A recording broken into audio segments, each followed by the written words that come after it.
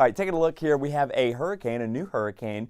This was classified as of midnight. Tropical storm Isaias did upgrade as it pushes through the Turks and Caicos and now pushing into the Bahamas, where hurricane warnings are currently in effect. Here's a look at the cone as of 4 o'clock this morning. You'll notice that the Hurricane Center now saying that this is going to be a 100-mile-an-hour Category 2 hurricane as it pushes through the central Bahamas, and then you'll notice it drops back to a Category 1, thanks in part to some wind shear that's going to be imparted on the system a little bit.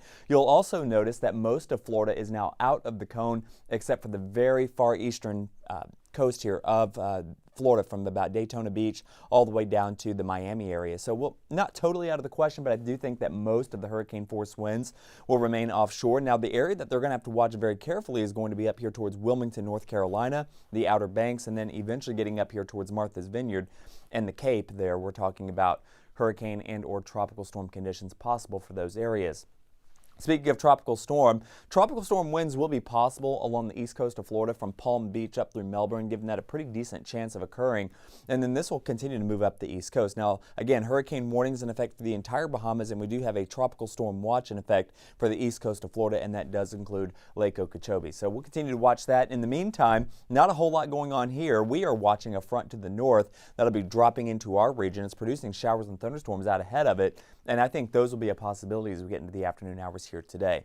Temperatures in the mid to upper 70s to get you started. High temperatures quickly warming up into the mid to upper 90s across the region. So another hot day, very much like what we saw yesterday.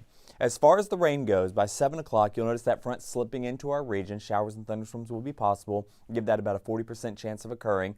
Those will be with us as we head into the overnight hours tonight and into the day on Saturday. You'll notice in the heat of the day how the showers and thunderstorms become a little bit more numerous as we get into Saturday afternoon. I think Sunday and the rest of the coming week is relatively dry. So here's a look at the next 7 days. 95 degrees just about each and every day.